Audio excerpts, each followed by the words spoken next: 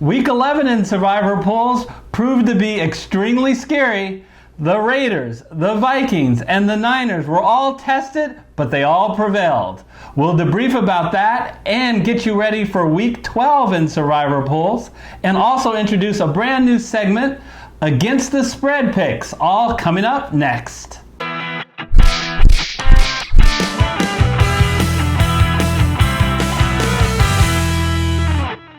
Hello everyone, I'm Eric Lee. And I'm Michael Wiley, sitting in for Gary Kurtzman. Well, welcome Michael, and welcome everyone to the Fantasy Football Consultants Survivor Show, and added to that, the Against the Spread Picks. We're going to give you 3 of our favorite Against the Spread picks, and we'll reveal them very soon. But first, let's talk about that crazy Week 11, Michael. Your Raiders! We were just toying with you.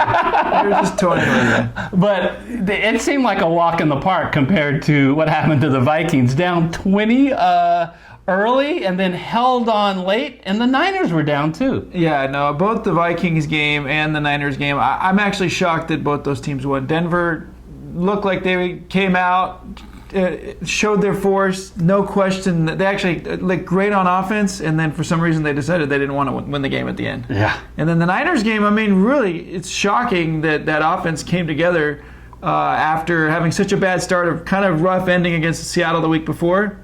But they pulled it out. Our Survivor Pool, which started out with over 430 people, last week we're down to 5. And for the first time any week this season, we cannot say I see dead people. All 5 of them survived. Who survived? Yeah, congratulations. We got Greg, Insight, Mihai, Tony, and Mountain Explorer still alive. So all 5 are still going. And my 3 favorites are Greg, Mihai, and Mountain Explorers. And why did I pick those 3?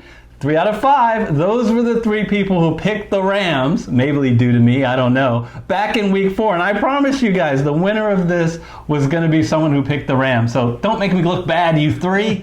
Hang in there. Let's talk about week 12 and our Survivor pick. And there are 5 games, Michael, which have the largest spread that we think that you should be able to find your Survivor pick in one of these 5 games. For sure.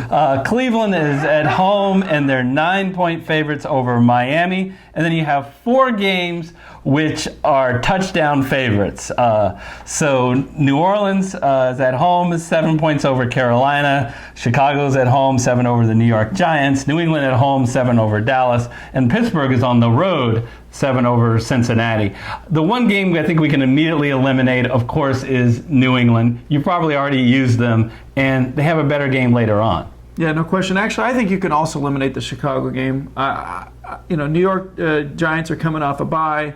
I think that they're going to, look better. They're probably gelling a little bit more with the coming off the bye week, and I think Chicago is more of a pretender. I'm happy to talk a little bit about that, but I would discount that game as well. Yeah, they're 1-5 in their last 6 games. I think people forget that about how bad these Bears teams have been playing. And who have they beaten this year? They only have 4 wins. In 3 of their 4 wins, they have beaten the Lions, the Redskins, and the Broncos. Hardly teams that you would fear. Yeah, no, I mean, they have a strong defense, but I think one of their better defensive linemen, Akeem Nicks, has been hurt. And then what's going on with Trubisky? Is there a quarterback controversy all of a sudden there with Chase Daniel?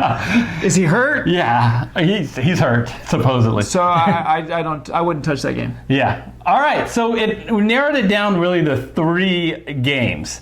Of the 3, is it Cleveland, is it New Orleans, or is it Pittsburgh that you have most confidence? We'll talk about future value in a moment. That's going to win this week. I think Cleveland. So there's a couple of things I'm nervous about in that game, but I think I'd say Cleveland. Yeah.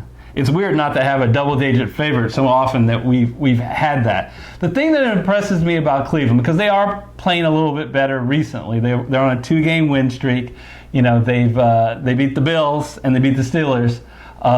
Literally beat up the Steelers. Yeah. Now that Kareem Hunt is playing, I think he provides that really 1-2 punch of with Chubb on the ground, and really Hunt only really in the passing game.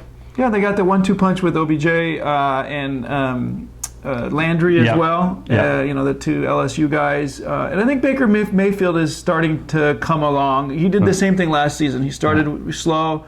I'm a little nervous about missing Myles Garrett. I think that is a little bit impactful. He's out for, maybe several years. Yeah. But otherwise, it's the Dolphins, right?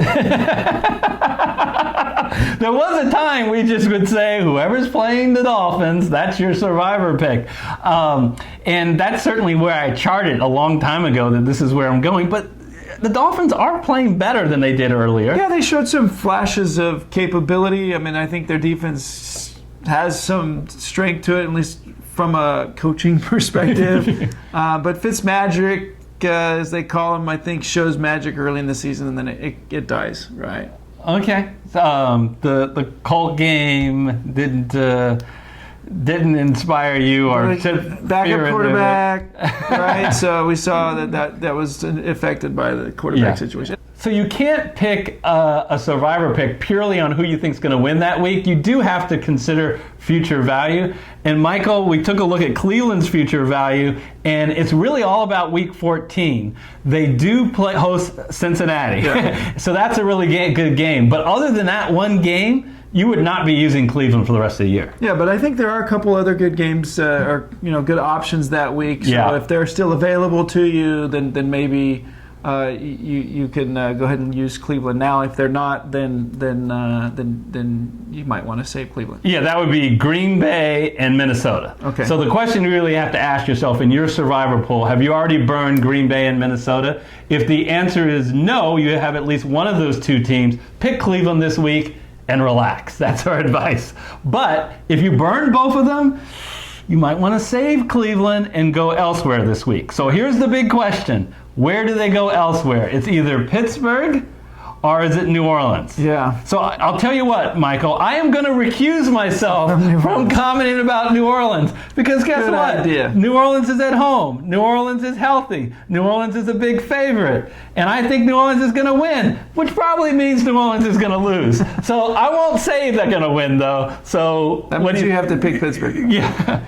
So I'm actually a little more nervous about the Pittsburgh game than the New Orleans game, but not much. And so I think these are both solid picks.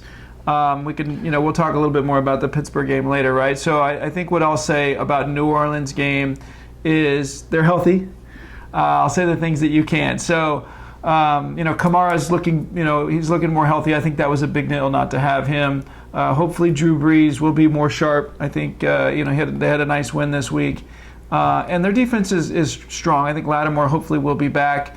I think this is a good pick, not just because of New Orleans, but also because I'm not that confident in Carolina. Yeah, both teams will be looking at the Atlanta footage because over the last 2 weeks, Atlanta beat both of them. But, if you lost a little confidence in Kyle Allen, because the script with Kyle Allen looks like is put pressure on him and you can force some mistakes. Yeah, stop the run, right? McCaffrey got all of his yardage in the air this week, so stop the run and make him throw, and he'll throw you some interceptions, it looks like. So, that was a pretty bad showing for Carolina against Atlanta this week. So I think this is a solid pick, the Saints. New Orleans hosts Indianapolis in a few weeks, but other than that, and that isn't even the greatest game, other than that, you're probably not going to have a little future value with New Orleans. I just want to mention there are people picking two other games. They're picking the Lions at Washington, and they're picking those pesky Atlanta Falcons at home against Tampa Bay. Now, both of these teams have zero future value. But the problem is we both like Pittsburgh to win over Cincinnati than those two games. Yeah, and they have no future value. And they have no future value. So we're not even going to get into that game. So if you don't like Pittsburgh, I guess you can go that route of, we would say go with New Orleans if you don't like Pittsburgh. But if you don't like either of those options, other people are doing that. So, yeah. We're all saying Cleveland, though, right? Oh, yes. So we take a look at our expert poll. Our guest is saying Cleveland. Yeah. I am saying Cleveland. Gary has phoned it in, and he is saying Cleveland. And guess what? It's a clean sweep because most people are picking Cleveland, so that's our people's choice. And guess what? Las Vegas is saying Cleveland. And none of us have picked Cleveland in the past already, so we can all go with them now. So, now this is pretty exciting, Michael. What we're going to do is a brand new segment. What it is we're going to pick 3 games of our choosing against the spread, which is obviously a lot harder to pick against the spread. Now, we film maybe a lot before you actually would watch the show. So we're always going to have that lag. So just to be as transparent and as clear as possible, the spreads we are going to use is the spreads in which it opened. So we go to vegasinsider.com and you can see the opening spread, and that's the spread we're going to use. Okay. So Michael, we put our heads together, and besides getting a headache, what did we come up with? 3 games. What's the first one? So I think we're going to go back to that Pittsburgh at Cincinnati game, 7-point spread for Pittsburgh at Cincinnati. Yeah. So we're looking at a Cincinnati team that is winless. They're the only team that has not put a win on the board. So it's not 0-10. Yes, 0-10, and of course winless at home. And their defense has always been bad this year. Their offense line has always been bad. But what's been new about the last couple of weeks, they're not even able to move the ball under Ryan Finley at quarterback. Yeah, no, I think Coach Zach Taylor hasn't proved himself yet. Finley has definitely not proven himself. Mixon looks fine. He had a good week this week. It seems like they've resigned themselves to run the ball, maybe to minimize the score of the other teams. But their defense hasn't been great either. So I think picking against Cincinnati is relatively safe. However, there's some issues with the Steelers. Yeah, with injuries. So as we are filming, it's questionable whether James Conner is going to play. It's questionable whether Juju Smith-Schuster is going to play. But what's not questionable is due to that brawl, they won't have. Maurice Pouncey is out. The center's out. And that's a big deal. He's a very good center. He's out for 3 games. So, it's unknown how that's going to affect the play. So it may be that the Steelers can't score many points. However, their defense may score for them because their defense is fantastic. The other Fitzpatrick is, that came over from Miami has been solid. We've seen what T.J. Watt has done. I mean, it's a good defense. I watched almost the entire game of how they just completely dismantled the L.A. Rams, and they've done that to a lot of good teams. So they put a huge amount of pressure on the quarterback. They're 4th in sacks, and Cincinnati is the 4th in giving up sacks. So it looks like it could be a disaster here for Cincinnati. Yeah, I think the 7 points is a little more than I would like, but I'd have a hard time picking Cincinnati. So our first pick is going to go Pittsburgh, and we're going to give the 7 points. One of the things that gives me confidence is if they can get a lead early, get a 10-point lead, get a 14-point lead, I just don't like the chances of Ryan Finley to, move the ball at the end and catch up. So get that garbage score that makes it a 6-point game. So that's our first game. Michael, what's the second game? So the second game, at least as of the time we looked at the spread, was Detroit 1.5-point favorite at Washington. What? Yeah. Were they drunk, Michael, coming up with this spread? Yeah. No, like you said, a lot of people are actually picking the Lions in their survivor pools because this Redskin team is not that good. Yeah, so I feel like we can be consistent in our first 2 picks. We're picking against a team almost as much as we're picking for a team. If Cincinnati is the worst team, and I do think they are, right behind them is this Washington Redskins, and it's a lot of similarities.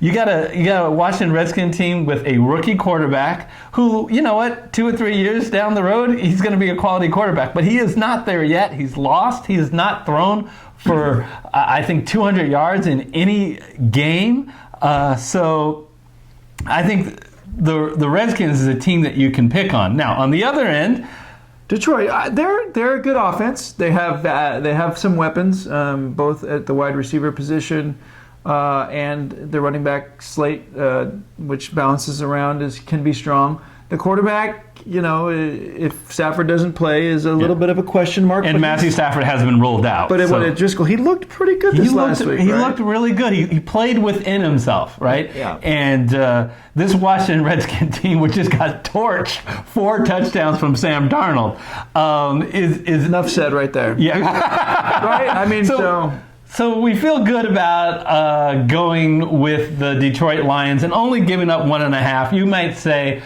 wait a minute, Eric. There's no place like home. The Redskins are home. Well, look, the Redskins are winless this year at home, so I'm not afraid. The only concern I have here is Haskins. You know, he is an athlete. Is at some point going to figure it out? I just think that's still several weeks away. Okay, so our third game, Michael, on our spreads.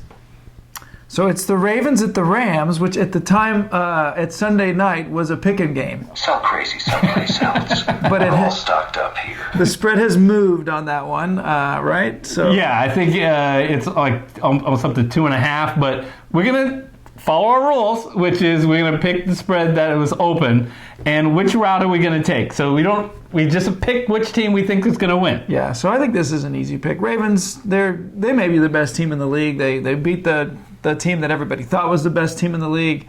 This offense is unstoppable. I mean, they just made Texans look bad. And Lamar Jackson, there's really no answer for him, and he has weapons around him. And the defense is a little bit better than I think people thought. Yeah. So this is the team that went to the Super Bowl last year, this Ram team. What's happened this year? It's not like they've been awful. They're 6-4, but especially their offense has not been the same. Yeah, so they've had some injuries on the defensive side, but Ramsey is now there, and he's been strong since he's come over. So the defense is pretty good, and they showed that this last week against the Bears. But the offense, I think Jared Goff is, he was the first year he was garbage, and then last year he looked good, and maybe he's really a pretender. Last year, maybe McVay was able to hide him with some schemes. They had a good balanced attack. Gurley hasn't been the same, although he had a good week this last week. I just don't know if McVay can do enough to get anywhere close to keeping up with the Ravens. Yeah, I mean, this Raven team is 8-2. They've beaten my Seahawks and beaten the Patriots. So it's not like they've just been beaten up on bad competition. No, a really good team, and I don't know that the Rams really have that much of a home field advantage when they're in LA. So I think this is actually an even easier pick than these other two games. Yeah. Really, how do you game plan against a guy like Lamar Jackson? I mean, there's not many quarterbacks with his skill set. Yeah, no, we've seen a few years when we've had athletes like this who are able to sling the ball. He's willing to run, and a lot of good athletic quarterbacks just aren't. And so it's a challenge, especially with the weapons that he has around him. He looks pretty good right now. At some point, people are going to figure him out. I just think it's still a few weeks away. Okay. All right, so for review, our three picks are, let's see, we got them down? Pittsburgh is going to cover the seven-point spread. Yeah. Detroit, no question, will cover 1.5. And then with Pick'em, we can pick the Ravens. So we're picking 3 road teams and 3, well, one's a pick game, but the other 2 are favorites. Yep. So let's hope we don't go 0-3.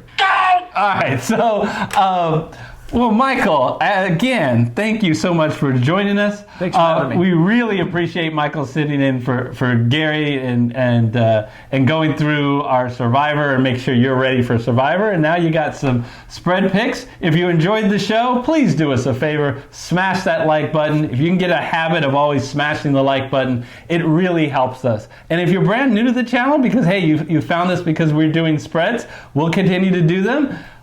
Go ahead and hit the red subscriber button and then the bell icon so you'll be notified when we have a new video. And tell your friends. Yes, and until we see you to preview Week 13, we'll see you next time.